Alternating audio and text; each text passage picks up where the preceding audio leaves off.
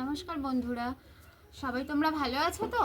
আমরা আজকে একটা প্রশ্ন নিয়ে আমরা সবাই আলোচনা করতে এসেছি যে মোশের পঞ্চপুস্তকে যিশুর ঠিক অবস্থানটা কোথায়। আমরা এতবার ধরে পড়েছি কিন্তু সেটা আমরা ঠিক ভালো করে বুঝতে পারিনি। তো আমরা আজকে সেই প্রশ্নের আলোচনা নিয়েই এসেছি সবাই। তো পিসি, তুমি আমাদেরকে একটু ভালো করে বুঝিয়ে দাও যে মোশের পঞ্চপুস্তকে সেই যিশুর ঠিক অবস্থানটি কোথায়। আমরা একটু ভালো করে বুঝতে চাই। বন্ধুরা, তোমরাও শোনো ভালো করে। ওকে, তোমাদের অনেক দিনেরই প্রশ্ন ছিল যে মোশের পঞ্চপুস্তকে যিশু কোথায়, কিভাবে আছেন। তো সেই প্রশ্নের আলোচনার উত্তর আজকে আমি তোমাদেরকে দেব এবং বুঝিয়ে বলবো। তো প্রথমে যে কথাটা না বললেই নয়, সেখান থেকে আমি শুরু করি। বাইবেল এক অদ্ভুত পুস্তক, এর উৎপত্তি অলৌকিক। বেশিরভাগ মানুষই প্রশ্ন করে থাকেন, বাইবেলে কি কোনো গোপন মেসেজ আছে? উত্তরটা সত্যিই আছে। জ্ঞানের রাজা সলোমন তিনি বলেছিলেন, তার হিতপ্রদেশ 25 অধ্যায় 2 পদে তিনি বলেন, বিষয় গোপন করা ঈশ্বরের গৌরব, আর বিষয়ের অনুসন্ধান করা রাজার গৌরব। বাইবেল হচ্ছে ঈশ্বরের মুখ নিঃসৃত বাক্য, যার উপরে নির্ভর করে সমগ্র জগৎ। তা একটি ইউনিক এবং সুপার ন্যাচারাল ডকুমেন্টস। অবাক হবে না বন্ধুরা, এরপরে আমি আরও কথা তোমাদের বলতে থাকবো। বাইবেলকে তোমরা জানোই যে দুটি ভাগে ভাগ করা হয়েছে। কি কি নিয়ম তো জানো, বলতে পারো এখন? Very good. এই পুরাতন নিয়মের মধ্যে ঈশ্বর এবং নূতন নিয়মের মধ্যে প্রভু যিশুর প্রকাশ, সাধারণভাবে এটা আমরা জানি। কিন্তু এখন আমি যদি বলি যে পুরাতন নিয়মের ছত্রে ছত্রে প্রত্যেকটি ক্যারেক্টারের মধ্যে, এমনকি প্রত্যেকটি ঘটনা, অনুষ্ঠান, তাদের আইন কানুন, সমস্ত কিছুর মধ্যে দিয়ে যিশুকে ইন্ডিকেট করা হয়েছে, তাহলে কি তোমরা খুব বেশি অবাক হবে?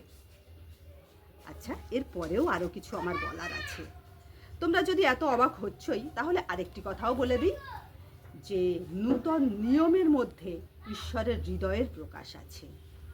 তোমরা নিশ্চয় হতবাক হয়ে গেছো। তো এই সুযোগ নিয়ে আমি তোমাদের আরেকটিবার চমকে দিতে চাই। হ্যাঁ, সত্যি এটা চমকে দেওয়ার মতোই ঘটনা। ঘটনাটি কি বলতো? ক্রুশের ইতিহাস। সেই ক্রুশ, যে ক্রুশে প্রভু যিশুকে দেয়া হয়েছিল, সেই ক্রুশ রোমান সাম্রাজ্যের মধ্যে এসেছিল, কিন্তু তার ইতিহাস আরও অনেক দূরের। পারস্য সাম্রাজ্যে সেই ক্রুশের প্রথম প্রচলন শুরু হয়, আর তার ব্যাপ্তি, ভয়ঙ্করতা, বিস্তার পেয়েছিল রোমান সাম্রাজ্যে। আর সেই রোমান সাম্রাজ্যেই যিশুকে ক্রুশে দেওয়া হয়েছিল। এবার তোমরা তো জানোই যে ক্রুশের চিহ্নটা কি। সেই ক্রুশের চিহ্নকে পুরাতন নিয়মে একবার নয়, দুবার প্রকাশ করা হয়েছে।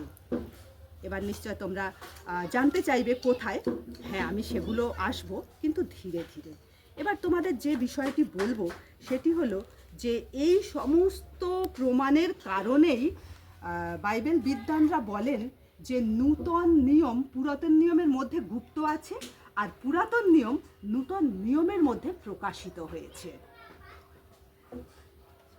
তো তোমরা যখন জানলে যে আমি বললাম নূতন নিয়ম পুরাতন নিয়মের মধ্যে গুপ্ত আছে, আর পুরাতন নিয়মে নূতন নিয়মকে প্রকাশ করা হয়েছে, তো তাহলে তোমরা জানতে চাইবে নিশ্চয় কোথায়, কিভাবে। হেভি ইন্টারেস্ট লাগলো তো। কিন্তু আমরা পুরাতন নিয়ম পড়েছি, নতুন নিয়মও পড়েছি, কিন্তু এরকম আমরা বুঝতে পারিনি। যদি আরেকটু ভালো করে বুঝিয়ে আমাদেরকে বলো, তাহলে আমরা বুঝতে পারবো এবং জানতে পারবো। নিশ্চয় বলবো। তাহলে এটা যদি আমরা জানতে চাই যে কোথায় কোথায় নূতন নিয়মে পুরাতন নিয়ম গুপ্ত আছে আর পুরাতন নিয়মে নূতন নিয়ম প্রকাশিত হয়েছে, এটা জানতে গেলে আমরা নূতন নিয়ম থেকে একটি অংশ আগে পাঠ করে নিই। যোহন তার 5 অধ্যায় 39-40 পদ। কেউ পেলে পড়ো। তোমরা স্বাস্থ্য অনুসন্ধান করিয়া থাকো, কারণ তোমরা মনে করিয়া থাকো যে তাহাতেই তোমাদের অনন্ত জীবন রইয়াছে, আর তাহাই আমার বিষয়ে সাক্ষ্য দাও। আর তোমরা জীবন পাইবার নিমিত্তে আমার নিকটে আসিতে ইচ্ছা করো না। আচ্ছা, একটি অংশ আমরা পড়লাম, আরেকটি অংশ একসঙ্গে পড়ে নিই, তারপর বলছি। এই যোহন পুস্তকের 5 অধ্যায়ে 45 থেকে 47 পদ। মনে করিও না যে আমি পিতার নিকটে তোমাদের উপরে দোষারোপ করিব। একজন আছেন যিনি তোমাদের উপরে দোষারোপ করেন, তিনি মসি, যাহার উপরে তোমরা প্রত্যাশা রাখিয়াছ। কারণ যদি তোমরা মসিকে বিশ্বাস করিতে, তবে আমাকেও বিশ্বাস করিতে, কেননা আমারই বিষয়ে তিনি লিখিয়াছেন। কিন্তু তাহার লেখায় যদি বিশ্বাস না করো, তবে আমার কথায় কিরূপে বিশ্বাস করিবে? তাহলে তোমরা শুনলে যে এখানে প্রভু যিশু স্পষ্ট রূপে কি বলছেন, যে তোমাদের যে প্রশ্ন ছিল মোশির পঞ্চপুস্তকে যিশু কোথায়, যিশু পরিষ্কার করে এখানে বলছেন যে মোশির পঞ্চপুস্তকে আমার বিষয় লেখা আছে। শুনলে তোমরা পাঠটা, যে সেই তোমরা জীবন পাবার জন্য সেই শাস্ত্র অনুসন্ধান করো, আর জীবনের উৎস যে আমি, মোশি যার বিষয়ে লিখেছেন, তোমরা তার কাছেই আসো না। তো পুরাতন নিয়মে মোশির পুস্তকে যিশু কোথায়, এবার আমরা সেই মূল আলোচনায় চলে আসি। তো প্রথম আমি যেটা বলবো তোমাদের, বাইবেলে মোশি যে 5টা পুস্তক লিখেছিলেন, সেই 5টা পুস্তক আদি, যাত্রা, লেবীয়, গণনা আর দ্বিতীয় বিবরণ, এই 5টি পুস্তক। তো 5টি পুস্তকের প্রথম পুস্তক হচ্ছে আদি পুস্তক। আদি পুস্তকে প্রথম অধ্যায়, প্রথম হেডিং এবং পদ দুটোই আমরা আগে পড়ে নিই। প্রথম অধ্যায়, প্রথম পদ, হেডিং সমেত পড়বে। আদি পুস্তক তার প্রথম অধ্যায়, প্রথম পদ, জগৎ সৃষ্টির বিবরণ। আদিতে ঈশ্বর আকাশমণ্ডল ও পৃথিবী সৃষ্টি করিলেন। এইটাই বলেছে যে আদিতে ঈশ্বর আকাশমণ্ডল ও পৃথিবী সৃষ্টি করিলেন। এখানে বন্ধুরা খুব ভালো করে তোমরা খেয়াল করো, প্রথম ওয়ার্ডটি কি আছে? আদিতে। আদির মানেটা কি? আদির মানে শুরু, যেখানে শুরু হয়েছে আদি। আদি হচ্ছে এমন একটি শব্দ যেটাকে দিয়ে বোঝায় এখান থেকে সময়ের শুরু হয়েছে। যেমন আমরা আদি পুস্তক প্রথম অধ্যায় প্রথম পদে পড়ছি, আদিতে ঈশ্বর আকাশমণ্ডল ও পৃথিবী সৃষ্টি করেছেন।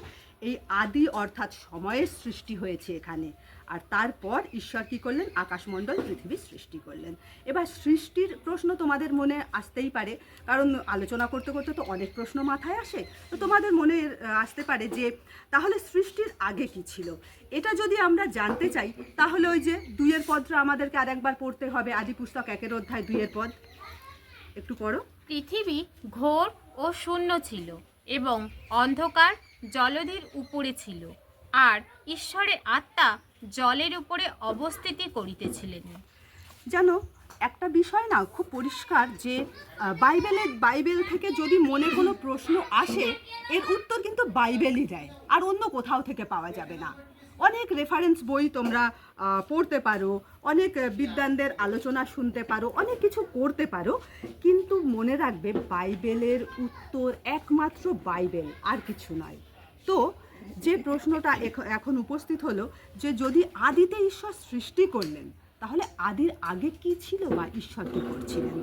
এখানে যা বলা হয়েছে আদিতে সৃষ্টি করেছে, সৃষ্টির ব্যাপারটা আমি একটু পরে আসছি, আগে এটা বলে নিই যে এর আগের অবস্থাটা। দ্বিতীয় পদে বলা আছে পৃথিবী ঘোর ও শূন্য ছিল, আর ঈশ্বরের আত্মা জলধির উপরে অবস্থিতি করছিল। তো ঈশ্বরের আত্মা অর্থাৎ ঈশ্বর নিজে ঈশ্বরের আত্মা, আর আদিতে সেখানে যিশুর উপস্থিতি, এই 3 মিলে তৃতীয় ঈশ্বর আদিতে যখন জলের উপরে অবস্থিতি করছিলেন, তখন তারা নিষ্ক্রিয়ভাবে নিশ্চলভাবে সেখানে অবস্থান করছিলেন না। তখন তাদের মাথায় প্ল্যান চলছিল, ব্লুপ্রিন্ট তৈরি করছিলেন এই পৃথিবী সৃষ্টির, তারা কার্যকরী ছিলেন সেখানে। তো তারপর সেখান থেকে এমন একটি মুহূর্ত এলো, যখন আমরা 3 পদে আসি, সেখানে এসে দেখি যে ঈশ্বর বলছেন যে দীপ্তি হোক, অর্থাৎ ঈশ্বর অ্যাকশানে চলে গেছেন, ডিরেক্ট অ্যাকশান। 2 পদে ঈশ্বর কার্যকরী ছিলেন প্ল্যানে। ঈশ্বর মানে হচ্ছেন ঈশ্বর, জাস্ট পিতা ঈশ্বর নন, কিন্তু পিতা ঈশ্বর, পুত্র ঈশ্বর এবং পবিত্র আত্মা ঈশ্বর, 3 মিলে যে এক ঈশ্বর, তারা 3 জন মিলে প্ল্যান করছিলেন আর তারপর 3 পদে এসে আমরা দেখি যে ঈশ্বর অ্যাকশানে চলে গেছেন এবং তিনি মুখে বলছেন দীপ্তি হোক। এটা জাস্ট একটা মুহূর্তের ঘটনা। সমস্ত কিছু শূন্য ছিল, আর এই শূন্যের পর থেকে এক মুহূর্তের মধ্যে সৃষ্টি শুরু হয়ে গেল। আর সৃষ্টি কে করলেন? ঈশ্বর করলেন। কিভাবে করলেন? বাক্যের মধ্যে দিয়ে। এই যে আলোচনাটা আমরা এতক্ষণ ধরে করছি, এবার আমি প্রথম পদে আসি যে যিশুকে এখানে প্রত্যক্ষভাবে কিভাবে দেখা যায়। তো আমি তোমাদেরকে আর পড়তে বলবো না, কারণ হিব্রু বাইবেল আমাদের কারোর কাছে নেই, আর তাই আমি এই একটি পদ বলে দিচ্ছি। বাইবেল লেখা হয়েছিল বিশেষত পুরাতন নিয়ম হিব্রু ভাষায়। তো হিব্রু ভাষার বাইবেলের আদি পুস্তকের 1 অধ্যায় 1 পদ যদি আমরা পড়ি, সেখানে দেখবে এরকম লেখা আছে, বেরেশিত বারাহ এলাহিম এত হা শামাইম ভে এত হা এরেস। আমি জানি কিছু বোঝা গেল না, আমি টুকরো টুকরো করে বুঝিয়ে দেব। এই যে হিব্রু অ্যালফাবেটগুলো না, এটা শুধু প্রোনাউন্স করতে সাহায্য করে না। এই হিব্রু অ্যালফাবেটের একটি অ্যালফাবেট নিজেরাই একটা চিহ্ন।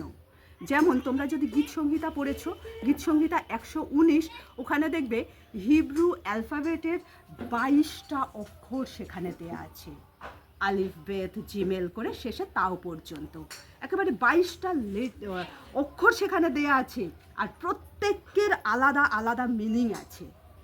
এবং এদের নিউমেরিক্যাল ভ্যালুগুলোও এত স্ট্রং যে আমাদের বাইবেলকে বুঝতে সাহায্য করে। তোমরা জানো যে বাইবেলেও বিভিন্ন সংখ্যার উল্লেখ আছে, এবং সেই সংখ্যাগুলোও যথেষ্ট গুরুত্বপূর্ণ সংখ্যা আমাদের জীবনে এবং বাইবেলে, আর মানব জগতে তো বটেই। তো সেই গুলোতে আমি আসছি না, আমি জাস্ট 3-4টে ওয়ার্ড নিয়ে তোমাদের কাছে এখন আসব। ফার্স্ট ওয়ার্ড হচ্ছে হিব্রু বাইবেলের জেনেসিস 1 অধ্যায় 1 পদ হচ্ছে বেরেশিত। এই বেরেশিত শব্দটা শুরু হচ্ছে বেথ দিয়ে। আমি একটু লিখে তোমাদেরকে বোঝাই, তাহলে তোমাদের বুঝতে সুবিধা হবে যে এটা লেখাটা কীরকম হচ্ছে। আগে হিব্রু লেটার, হিব্রু অ্যালফাবেট, সেটার প্রথম লেটার যেটা, সেটা হচ্ছে আলেফ। আলিফটা কিভাবে লেখে? এইভাবে লেখে। প্রথম এখানে একটু কিছু দিই, নাহলে লিখতে অসুবিধা হচ্ছে।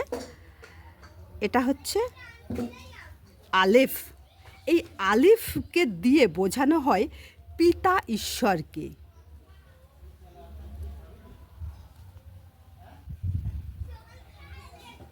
পিতা ঈশ্বরকে বোঝানো হয়, অর্থাৎ তৃত্ব ঈশ্বরের প্রথম ব্যক্তিকে চিহ্নিত করা হয় হিব্রু অ্যালফাবেটের ফার্স্ট লেটারটি দিয়ে।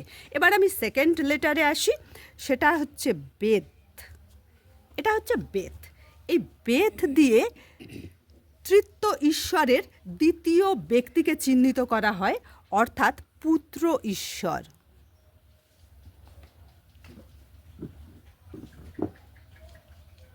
পুত্র ঈশ্বর বা আমাদের প্রভু যীশু খ্রিস্ট। তো প্রথম যেটা আমি ওয়ার্ড দিয়ে শুরু করলাম, বেরেশিত। এই বেরেশিত শুরু হয়েছে এই হিব্রু লেটারের সেকেন্ড ওয়ার্ড বেথ দিয়ে। এই যে এই বেথ দিয়ে শুরু হয়েছে, আর এই বেথ কাকে চিহ্নিত করে? পুত্র ঈশ্বরকে, অর্থাৎ প্রভু যিশুকে চিহ্নিত করেন বা ডিরেক্ট ইন্ডিকেট করেন, দেখিয়ে দেন পুত্র ঈশ্বরকে। এবার বেরেশিত তাহলে বোঝা গেল, এর বাংলা অর্থ হচ্ছে আদিতে।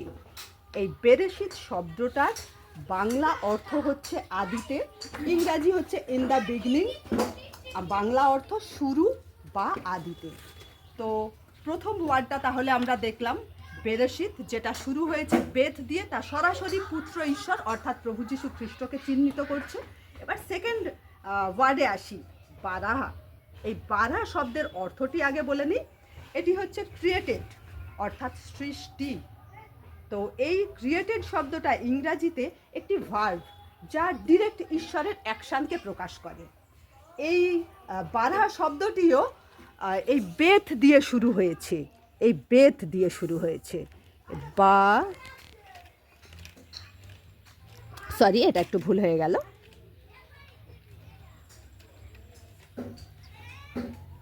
বারা, এই যে বারা শব্দ, এর অর্থ হচ্ছে, বাংলা অর্থ সৃষ্টি, ইংরাজি হচ্ছে ক্রিয়েশন। এই যে সৃষ্টি, এই সৃষ্টি বা ক্রিয়েশন ডিরেক্ট ঈশ্বরের অ্যাকশনকে চিহ্নিত করছেন। এবার প্রথম আমরা তাহলে পড়লাম যে প্রভু যিশু আদিতে, অর্থাৎ প্রভু যিশুর মধ্যে দিয়ে, দ্বিতীয় পদে পড়লাম ঈশ্বর এবং ঈশ্বরের আত্মা সেখানে অবস্থান করছিল। তাহলে প্রথম পদে যিশু, দ্বিতীয় পদে ঈশ্বরের আত্মা, এবং 3 নম্বর পদে যদি চলে যাই, সেখানে কি লেখা আছে একটু পড়বেন?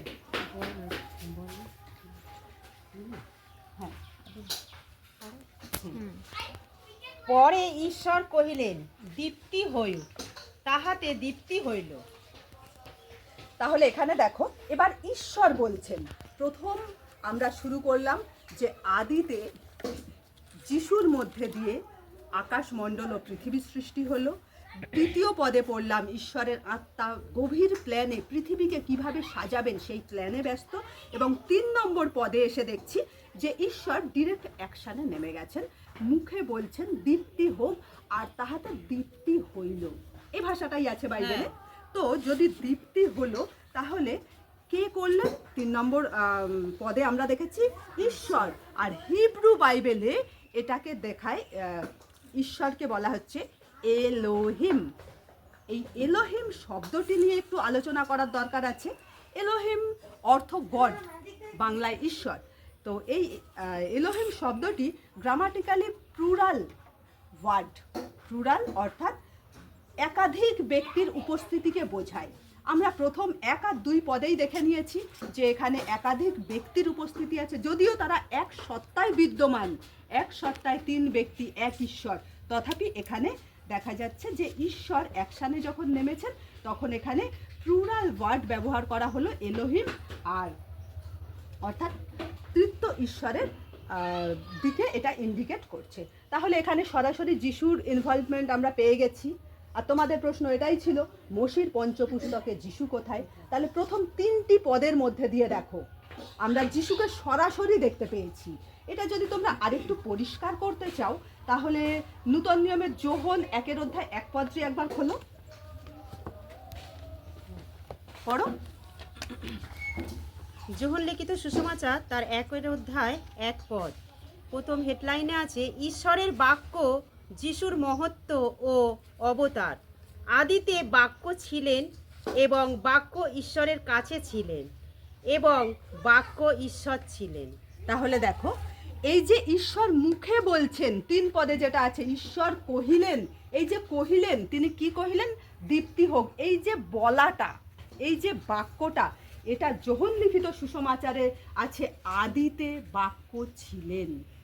যখন কিচ্ছু সৃষ্টি হয়নি, সেই আদিতে জাস্ট সময়ের শুরুটা হয়েছে, সেই আদিতে বাক্যের উপস্থিতি দেখা যায়।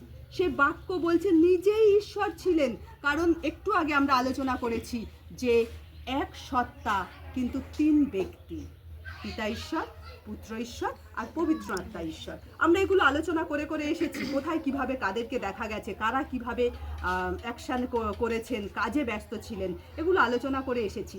এবার আমরা ডিরেক্ট আমাদের আলোচনায় ঢুকে যাচ্ছি, প্রভু যিশু কোথায় মোশির পঞ্চপুস্তকে। তো যোহন লিখিত সুসমাচারের 1 অধ্যায় 1 পদে বলছে, আদিতে বাক্য ছিলেন এবং বাক্য ঈশ্বরের কাছে ছিলেন আর বাক্য ঈশ্বর ছিলেন। তাহলে যে বাক্য দ্বারা ঈশ্বর আদি পুস্তকে সৃষ্টি করছেন, সেই বাক্য তিনি নিজে ঈশ্বর, তিনি কার্যকারী, সেই বাক্য দ্বারা সৃষ্টি হয়ে চলেছে সব কিছু।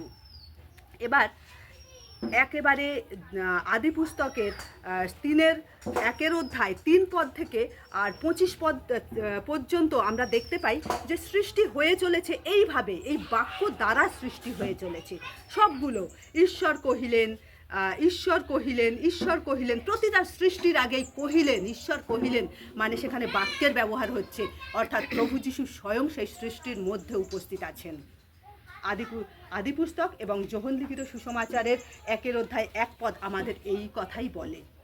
এরপর আবার যখন 26 পদে আসি আমরা, আদি পুস্তক 1 অধ্যায় 26 পদ, এই পদটা একটু পড়তে বলবো আমি তোমাদের। পরে ঈশ্বর কহিলেন, আমরা আমাদের প্রতিমূর্তিতে আমাদের সাদৃশ্যে মনুষ্য নির্মাণ করি, আর তাহারা সমুদ্রের মৎস্যের উপরে, আকাশের পক্ষীদের উপরে, পশুগণের উপরে, সমস্ত পৃথিবীর উপরে ও ভূমিতে গমনশীল যাবতীয় সরীসৃপের উপরে কর্তৃত্ব করুক। তাহলে এখানে দেখো খুব পরিষ্কারভাবে লেখা আছে, পরে ঈশ্বর কহিলেন, যে বাক্য দ্বারা তিনি সৃষ্টি করছিলেন সেই বাক্যকেই আবার তিনি ব্যবহার করছেন আর বলছেন, আমরা আমাদের প্রতিমূর্তিতে আমাদের সাদৃশ্যে মনুষ্য নির্মাণ করি। আমরা আমাদের, ওখানে যেমন আমরা 3 অধ্যায় 3 পদে এলোহিম কথাটা পেয়েছিলাম, এখানেও সেই এলোহিমের ব্যবহার, অর্থাৎ গ্রামাটিক্যালি প্লুরাল ভার্বের ব্যবহার দেখতে পাই, অর্থাৎ একাধিক ব্যক্তির উপস্থিতি এখানে আমরা দেখতে পাচ্ছি। তো তাহলে এখানেও বুঝতে পারছি যে সেই তৃতীয় ঈশ্বরের কাজ এখানে হয়ে চলেছে মনুষ্য নির্মাণের ক্ষেত্রেও। এই পদটি বহু আলোচিত চর্চিত একটি পদ, তাই আমি এটা নিয়ে আর খুব বেশি আলোচনা করব না।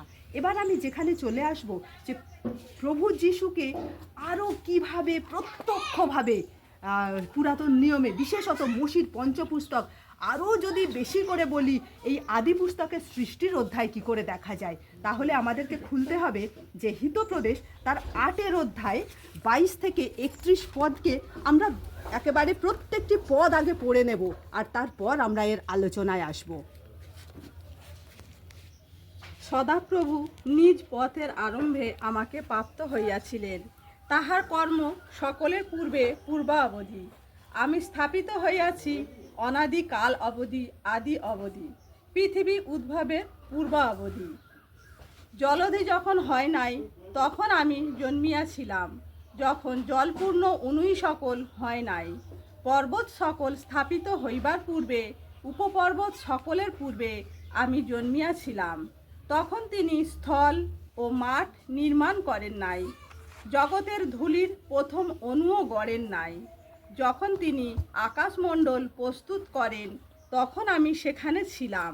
যখন তিনি জলধিপৃষ্ঠের চক্রাকার সীমা নিরূপণ করিলেন, যখন তিনি ঊর্ধ্বস্থ আকাশ দৃঢ়রূপে নির্মাণ করিলেন, যখন জলধি প্রবাহ সকল প্রবল হইল, যখন তিনি সমুদ্রের সীমা স্থির করিলেন যেন জল তাহার আজ্ঞা উল্লঙ্ঘন না করে, যখন তিনি পৃথিবীর মূল নিরূপণ করিলেন, তৎকালে আমি তাহার কাছে কার্যকারী ছিলাম।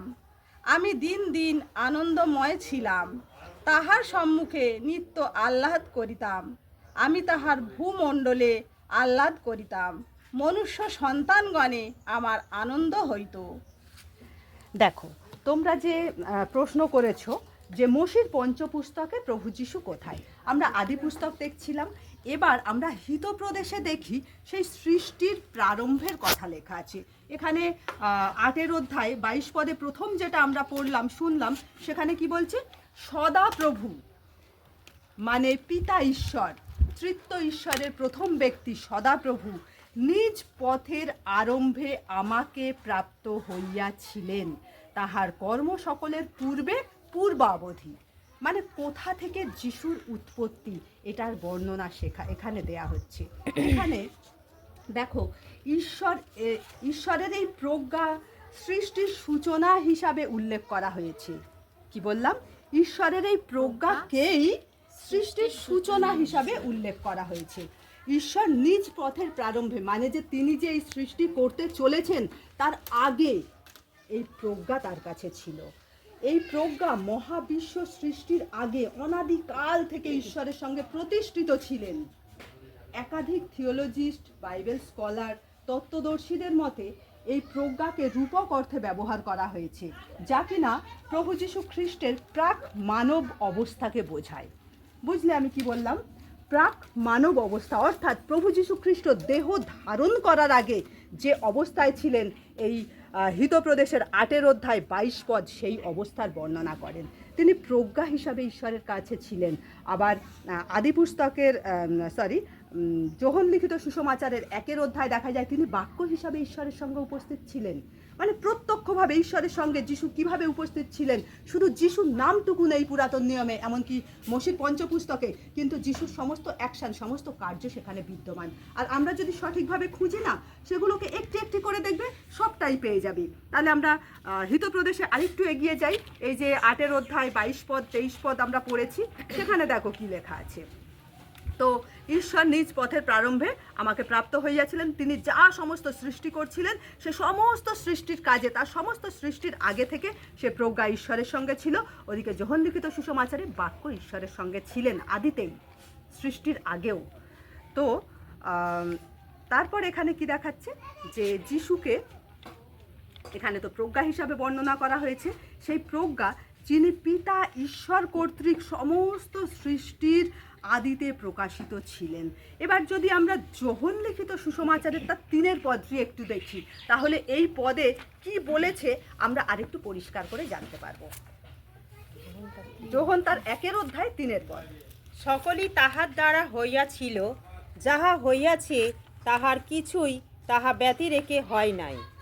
দেখো, যে সৃষ্টি ঈশ্বর করেছিলেন সেই সৃষ্টি সকলই প্রভু যিশু দ্বারা হয়েছিল। এমন একটি সৃষ্টি বিশ্ব ব্রহ্মাণ্ডে নেই যেটা যিশুকে ছাড়া হয়েছিল, কারণ ঈশ্বর বাক্য ব্যবহার করেছিলেন, আর সেই বাক্যই তো ছিলেন প্রভু যিশু। ঈশ্বর তার বুদ্ধি প্রজ্ঞাকে ব্যবহার করেছিলেন, সে প্রজ্ঞাই তো ছিলেন প্রভু যিশু। এখানে হিতপ্রদেশ খুব পরিষ্কার করে আমাদেরকে জানিয়ে দিচ্ছে। আরও যদি আমরা হিতপ্রদেশের 8 অধ্যায় 24, 25, 26, 27, 28, 29 পদ আমরা পড়ে পড়ে আসি, দেখব সমস্ত সৃষ্টির আগে যিশুর উপস্থিতি বিদ্যমান আছে, এবং সেই সৃষ্টি যিশুর মধ্যে দিয়ে হচ্ছে। আমরা পাঠ করেছি, আর খুব বেশি গভীরে ঢুকবো না, কিন্তু 30 পদটি একটু আলোচনা করার দরকার আছে। এখানে যিশু কিভাবে কার্যকরী ছিলেন সেটা দেখাচ্ছেন। আমি আর একবার পদটা রিপিট করি। এখানে লেখা আছে, তৎকালে অর্থাৎ ওই সৃষ্টির সময়ে আমি তাহার কাছে কার্যকারী ছিলাম। সৃষ্টি যখন হচ্ছিল, তৎকালে অর্থাৎ সৃষ্টির সময় আমি তাহার কাছে কার্যকারী ছিলাম। কিভাবে কার্যকারী ছিলাম? প্রজ্ঞার মধ্যে দিয়ে, বাক্যের মধ্যে দিয়ে, এগুলো সব আমরা আলোচনা করে এসেছি। তো এখানে যে প্রজ্ঞাকে জীবন্ত এক ব্যক্তি রূপে প্রকাশ করা হয়েছে। মহাবিশ্ব সৃষ্টির সময় তিনি ঈশ্বরের পাশে একজন প্রধান কারিগর, প্রধান সহকারী হিসাবে তিনি উপস্থিত ছিলেন। প্রজ্ঞা প্রতিনিয়ত ঈশ্বরের সঙ্গে ছিল, আর এই প্রজ্ঞাই ঈশ্বরের মূল আনন্দের কেন্দ্রবিন্দু ছিল। এবার ঈশ্বরের আনন্দের কেন্দ্রবিন্দু, এটাকে যদি আমরা আরেকটু স্পষ্ট করে ব্যাখ্যা করতে চাই, তাহলে আমাদের আদি পুস্তকে আবার ফিরে যেতে হবে। 1 অধ্যায় অনেক পদ আমি পড়তে বলবো না, আমি শুধু 3 পদটা আরেকবার পড়তে বলবো। পরে ঈশ্বর কহিলেন, দীপ্তি হইল, তাহাতে দীপ্তি হইল। তারপর তখন ঈশ্বর দীপ্তি উত্তম দেখিলেন, এবং ঈশ্বর অন্ধকার হইতে দীপ্তি পৃথক করিলেন। Very good. দেখো, এখানে ঈশ্বর দীপ্তি সৃষ্টি করলেন বাক্যের মধ্যে দিয়ে, আর সেই দীপ্তিকে ঈশ্বর দেখলেন, চোখ দিয়ে দেখলেন। দেখার পরে ঈশ্বর কি অনুভব করছেন? উত্তম। কথাটা কি ছিল? উত্তম। এই উত্তম কথাটা, বা বেশ ভালো, বা সুন্দর হয়েছে, তো ভেরি গুড, এই সমস্ত কথা আমরা কখন বলে থাকি? যখন সেটা খুব ভালো হয়, সত্যি সত্যি পারফেক্ট হয়। সেখানে সেই সৃষ্টির মধ্যে যখন পারফেকশন থাকে, আর যখন আর কি কোনো খুঁত থাকে না, যখন সেই সৃষ্টিকে দেখে নিজের মনে আনন্দ হয়, নিজে সন্তুষ্ট হই, তখন এই কথাটা বেরিয়ে আসে, ভালো, বেশ ভালো, পারফেক্ট, উত্তম। ঈশ্বর সেটাই ব্যবহার করেছিলেন। অর্থাৎ যা কিছু সৃষ্টি হয়েছিল সমস্তই উত্তম, সমস্ত পারফেক্ট, কোথাও এতটুকু খুঁত ছিল না। আর এই হিতপ্রদেশ তার 8 অধ্যায় 30 পদের 2nd লাইন বলছে, আমি দিন দিন আনন্দময় ছিলাম, তাহার সম্মুখে নিত্য আহ্লাদ করিতাম। এটির অর্থ কি? এটির অর্থ হচ্ছে প্রজ্ঞা আর ঈশ্বরের গভীর সান্নিধ্যকে প্রকাশ করেছে। তারা একে অপরের সঙ্গে আনন্দ উল্লাসে নিত্য নিত্য মেতে থাকতেন, তাদের সৃষ্টির আগে এবং সৃষ্টির পরে। এখানে কোনো প্রভেদ নেই, দুটো সময়ই তাদের আনন্দ, তাদের উল্লাস এবং তাদের অ্যাটাচমেন্টের কথা এখানে প্রকাশ করেছে। এবার 31 পদরা আমি একটু ছেড়ে চলে যেতে চাই এটা পরের পর্বের জন্য। এই 31 পদটা নিয়ে নিশ্চয়ই আমরা আলোচনা করব, কিন্তু আজ নয়, আমরা পরের পর্বে আসব।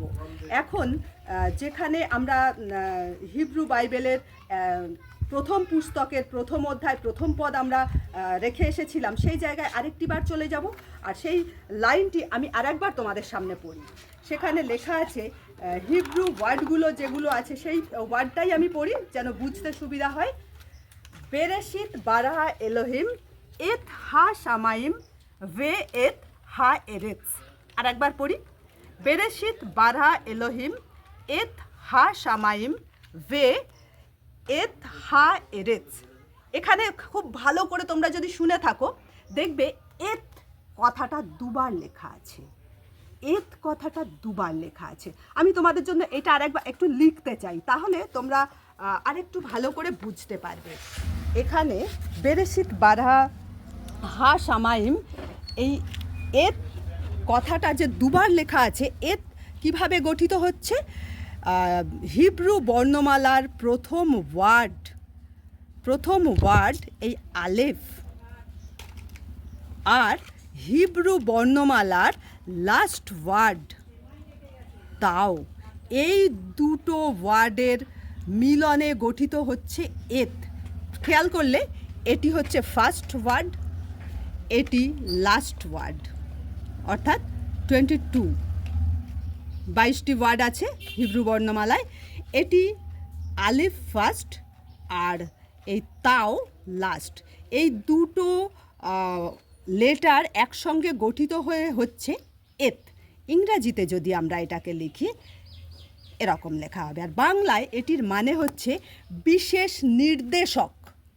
এই এত কথাটির অর্থ বাংলায় হচ্ছে বিশেষ নির্দেশক, অর্থাৎ বিশেষ একদিকে নির্দেশ করেছে। আর এটি কবার লেখা আছে? এই টোটালটা দুবার লেখা আছে একটি পদের মধ্যে, দুবার লেখা আছে একটি পদের মধ্যে। তো এই এত কথাটা হিব্রু বর্ণমালার first word and last word. আমরা এই ওয়ার্ড দুটো আসবো, তার আগে আমরা প্রকাশিত বাক্য তার 1 অধ্যায়, প্রকাশিত বাক্য তার 1 অধ্যায় 6 পদটি একবার শুনে নিই, পড়ো যে পাবে। এবং আমাদিগকে রাজ্যস্বরূপ ও আপন ঈশ্বর ও পিতার যাজক করিয়াছেন, তাহার মহিমা ও পরাক্রম যুগ পর্যায়ে যুগে যুগে হোক, আমেন। তারপরেরটা, দেখো তিনি মেঘ সহকারে আসিতেছেন, আর প্রত্যেক চক্ষু তাহাকে দেখিবেন, এবং যাহারা তাহাকে বিদ্ধ করিয়াছিলেন তাহারাও দেখিবে, আর পৃথিবীর সমস্ত বংশ তাহার জন্য বিলাপ করিবে। হ্যাঁ, আমেন। আচ্ছা আমি ভুল বলেছি, 8 পদটা পড়তে হতো। 8 পদটা পড়ো। আমি আলফা এবং ওমেগা, আদি এবং অন্ত, ইহা প্রভু ঈশ্বর কহিতেছেন, যিনি আছেন ও যিনি ছিলেন ও যিনি আসিতেছেন, যিনি সর্বশক্তিমান। এখানে দেখো নূতন নিয়ম লেখা হয়েছে গ্রিক ভাষাতে, আর গ্রিক ভাষার বর্ণমালায় এই আলফা হচ্ছে প্রথম লেটার আর ওমেগা হচ্ছে লাস্ট লেটার। আর বাইবেলের শুরুর প্রথম পদেও আমরা হিব্রু বর্ণমালার ফার্স্ট লেটার এবং লাস্ট লেটার দুবার পেয়েছি। এখানেও শুরু এবং শেষ। আর প্রকাশিত বাক্যতেও প্রভু যিশু নিজ মুখে বলছেন, আমি আলফা এবং ওমেগা, আদি এবং অন্ত। প্রভু যিশু নিজ মুখে বলছেন, আদি পুস্তকে যা শুরু হয়েছিল, যাকে দিয়ে শুরু হয়েছিল, এখানে তাকে দিয়েই শেষ। তিনি ছাড়া আর কোনো সৃষ্টি নেই। এটাই এর মূল কথা, যে প্রভু যিশুই হচ্ছেন আলফা, তিনিই হচ্ছেন ওমেগা, তিনিই শুরু, তিনিই শেষ। এটা ঈশ্বর নিজ মুখে, অর্থাৎ প্রভু যিশু নিজ মুখে বলছেন। এখানে যোহন আরেকটু যোগ করেছেন, যিনি আছেন, যিনি ছিলেন ও যিনি আসিতেছেন, যিনি সর্বশক্তিমান, ইনি হচ্ছেন আমাদের প্রভু যীশু খ্রিস্ট। বাইবেলের বিভিন্ন অনুবাদ, যেমন কেভেজি, বা এনআইভি, এই সমস্ত আম, অনুবাদের বাইবেলকে আমরা যদি একসঙ্গে পড়ি তাহলে দেখব যে এই ঈশ্বর, প্রভু যিশুর ঈশ্বরত্ব সৃষ্টির সময়, এমনকি মোশির পঞ্চপুস্তকে বা সমগ্র পুরাতন নিয়মে প্রভু যিশুর একেবারে উপস্থিতি জল করছে। শুধু আমাদের একটু খুঁজে নেয়ার অপেক্ষা। আমরা এতক্ষণ আদি পুস্তক শুধুমাত্র 1 অধ্যায় আলোচনা করছিলাম। তো আদি পুস্তক 1 অধ্যায়ে এতবার, এত ঘনিষ্ঠভাবে, এত ক্লিয়ারভাবে যিশুর উপস্থিতি আমরা লক্ষ্য করতে পেরেছি। কিন্তু এত যে আলোচনা করলাম, এই যে সৃষ্টিতত্ত্ব, অনেক মানুষই তো আছে যারা এই সৃষ্টি তত্ত্বকেই বিশ্বাস করে না, তাহলে তারা প্রভু যিশুকে এখানে কি করে বিশ্বাস করবে? আমি সেই জন্য আমার একেবারেই ইচ্ছা নয় যে প্রভু যিশুর এই উপস্থিতির মধ্যে বিজ্ঞানকে ঢোকানোর, কিন্তু যেন এই সমস্ত যা এতক্ষণ আলোচনা হলো এগুলোকে ভুয়ো, মন গড়া, বা আমার মনে হয়েছে বা কারোর মনে হয়েছে, এই ধরনের কিছু মনে না হয়। তাই বিজ্ঞানের একটা ছোট্ট উদাহরণ দিয়ে আমি এই আজকের আলোচনাটা শেষ করতে চাই। যখন পৃথিবী ঘোর আর শূন্য থেকে সৃষ্টি হচ্ছিল, তখন বিষয়টা কীরকম ঘটেছিল সেইটা মহাবিশ্বের দিকে যখন আমরা তাকাই তখন দেখি যে সেখানে 200 কোটির বেশি গ্যালাক্সি আছে, আর এই একটা গ্যালাক্সিতে শত শত কোটি তারা আছে। তো এই অকল্পনীয় বিশালতার দিকে যদি আমরা তাকাই তখন মনে হয় যে জানো এগুলো সবসময় আকাশে ছিল, কিন্তু সেটা নয়। এটা শুরু কোথাও না কোথাও, কখনো না কখনো হয়েছিল।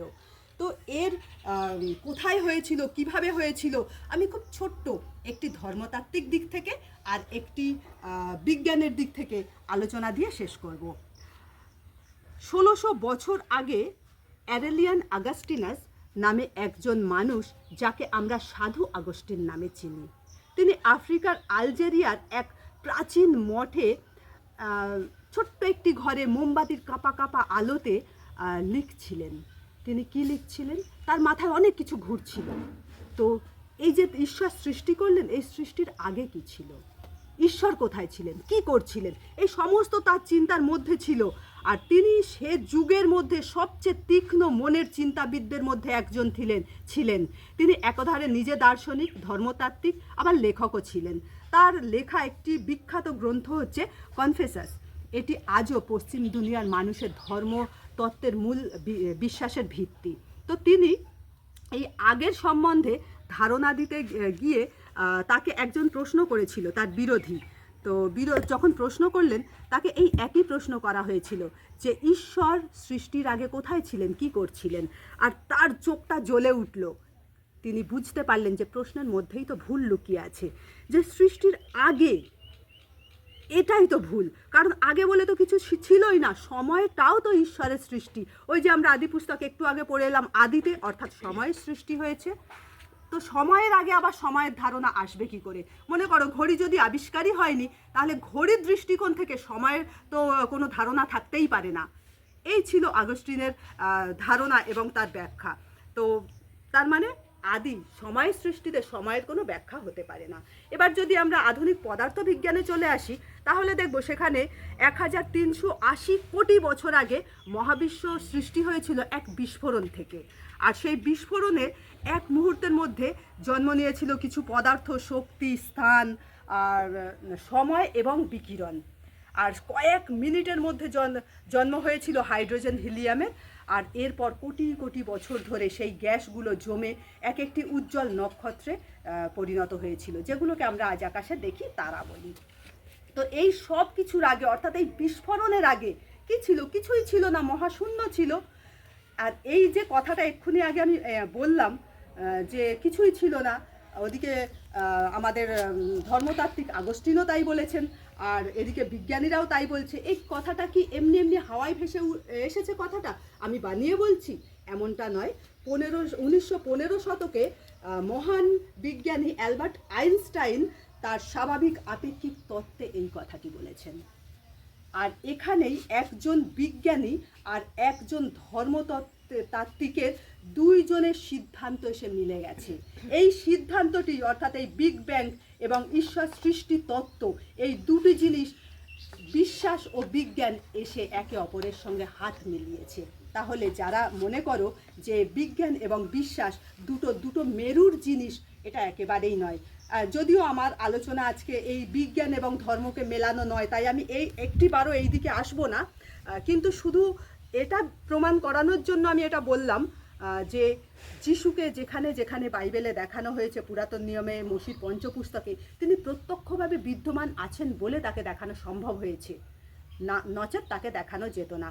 তো বন্ধুরা, এই ছিল আজকে আমার আলোচনা মোশির পঞ্চপুস্তকে প্রভু যিশু কোথায়, তার প্রথম পর্বের আলোচনা।